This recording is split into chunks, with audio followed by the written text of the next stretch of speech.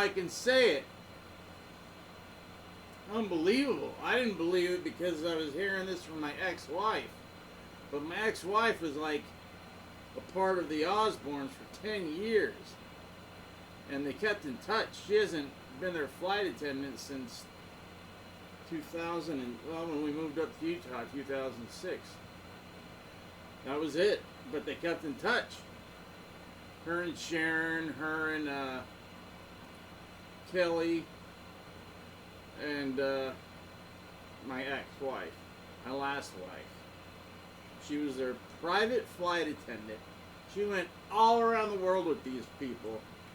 She knew everything. She would have a dozen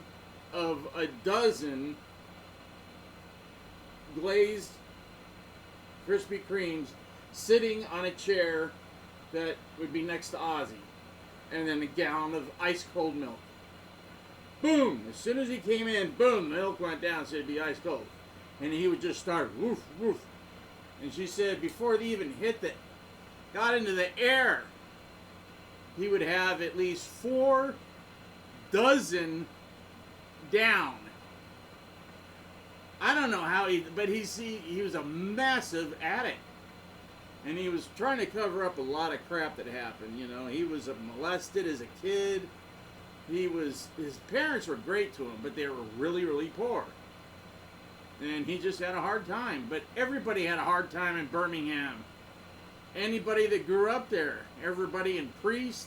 That's why when they come out, they get this metal. It's basically English blues. They got the blues, but it's not blues. It's stamping machines, metal. That's what grinder. Think about how they all sound that like they're in a factory. It's amazing. So I've kind of not liked. The only reason I didn't like Ozzy is because it reminded me that when Randy took off, that was the end of Randy. But if it wasn't for Ozzy, Randy might not ever been discovered, or might not have been that big. He might have just been lumped in with everybody else. Like George Lynch was nothing until, like, you know, the kids of the kids started rediscovering 80s metal, you know, and calling it classical or classic rock. Stop that! It was only a couple of years ago, 30. Shit, it's unbelievable. Man, you know what, Ozzy? You don't pray to people once they're dead. You only pray to the Father through the Son. But I'll just say, Ozzy, say hi to Randy, and I'm sure they are happy to see each other because Ozzy loved Randy. And Randy really, at first, really liked Ozzy a lot, and that's why it was killing him. He didn't know what to do, whether to stay, whether to go. He was trying to get mad enough so he would leave. And so by taking Blizzard and making it just the Ozzy group, and Randy was feeling like a backup, he was doing this to himself, Randy, so when he would leave, he didn't feel so bad. But he had to leave because he couldn't take it. It was driving him nuts. The way him and Sharon, you know the story. I don't have to tell it. So we're not going to go hashing crap through Ozzy. I'm sorry to hear he's dead, but I heard through my wife, she goes, you know he's dying, right? I go, he's been dying for, 20 years. She goes, no, it's terminal. I go, how do you know? She goes, I just talked to Sharon a week ago. And this was the day before the concert. I was like, oh, this is just another money grab. She goes, no, this is the only way that they could think of for Ozzy to say goodbye to his fans worldwide. Because you could see him tearing up, and I've seen him tear up before, but I'm like, it's Ozzy. He's emotional. He really is. That's why he hides it through alcohol and drugs. Otherwise, he'd be a crying, blubbering. So they had to shoot him up enough to get him on the stage, but he wanted to be aware enough to know what he was doing and to feel everything. That's a big change for Ozzy. So that says a lot, and I have a lot more respect for him now. And what happened to Randy happened to Randy. You know, that was not Ozzy's fault. It was the way things went. It could have changed, but it didn't. And because of oversights on a lot of people's, Sharon's, Don Arden at the time, hiring that guy. This guy was known to be a bad bus driver, risky. He could kill people, but they didn't think like he did. So, enough of that. I actually really loved Ozzy metal when I was first getting into metal, and I was bringing it over to my uncle because he's the one that turned me on to real metal. So when I brought over Kiss, Love Gun, it just came out, and I got him a copy, and I'm like, look, and he's like, wow, that's crazy. And we were listening to it. He goes, you know where they got this from? I go, they're Kiss. They're like not even from this world. He goes, no. And he starts showing me Alice Cooper pictures, like $1 Billion Babies tour. I'm like, I go, Ace wore those boots. And, you know, that's kind of a Gene Simmons thing going on there. And he goes, yeah, what there is 4 Alices. And that's what Alice said.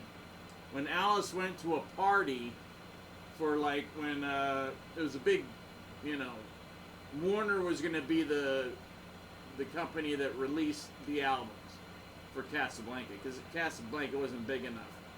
They would supply the bands and the talent, and Warner Brothers would back them with getting the records out. So Warner was the distributor. Casablanca was the record label they were signed to, blah, blah, blah. So I learned all this stuff slowly, da-da-da-da-da-da. And then, who did I bring over? Oh, Priest.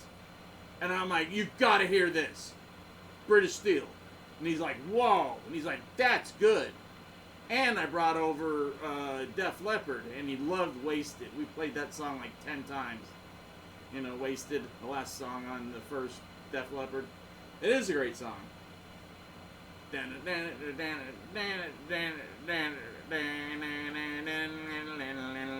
don't think I can play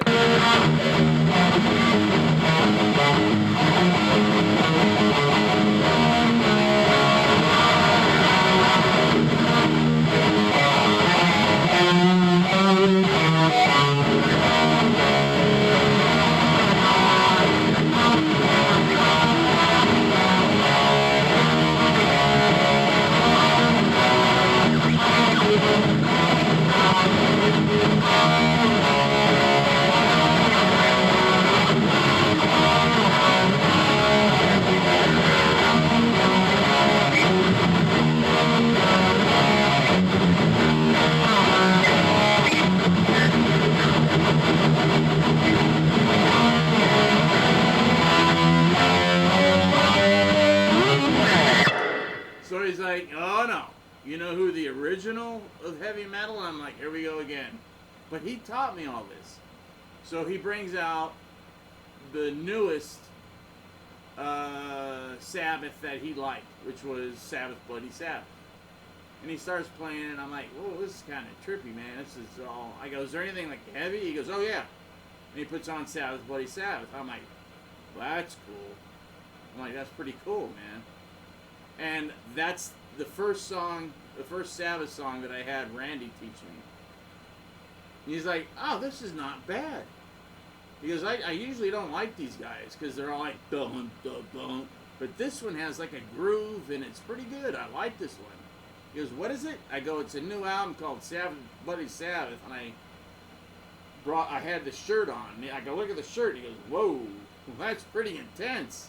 I go, yeah. I got kicked out of school for it. I had to go home, so I kept wearing it, so they kept sending me home, and I wouldn't have to go to school. And he goes, go to school.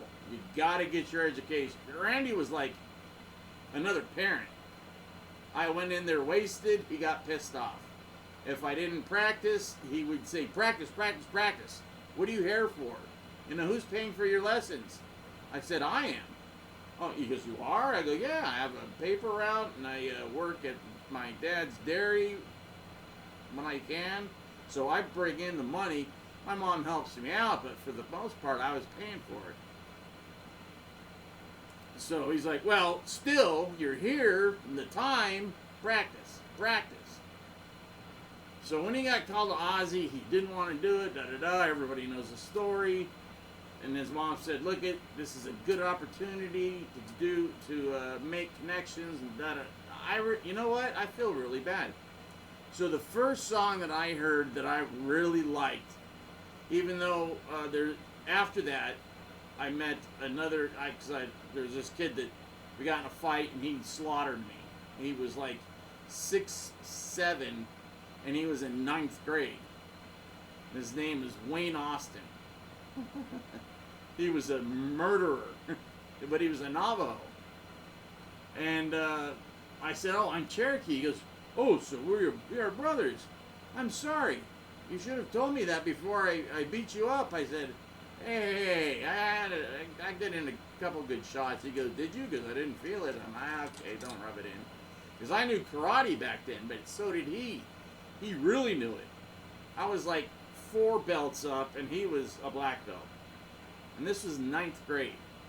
So he goes, let me make this up by coming over to your house and playing you my favorite music. So he comes down, because he was being kind of adopted during school season. The Mormons used to do this. So they take in a Lamanite child, they would call him, and they would send him to school and show him, buy him clothes, so he could eat good for, the whole time and learn. But the family that was adopting him kept sending him back because he was too much trouble. And I go, dude, he's my friend, bring him back, bring him back. Anyway, so he brings down Paranoid, and we sit and listen to it 3 times because it's his favorite music ever. And I'm like, he goes, this speaks to me like the elders have their music, this is my music. And I'm like, the elders? I go, of the church? He goes, no, of my people. I'm like, oh. I go, what is that like? He goes, oh, just drumming. Boom, boom, boom. You wouldn't like it. I go, no, maybe I would, maybe I wouldn't. I grew to like it because I looked up the Cherokee stuff and listened to it and all that. So, the first song the only Sabbath song Randy taught me was this.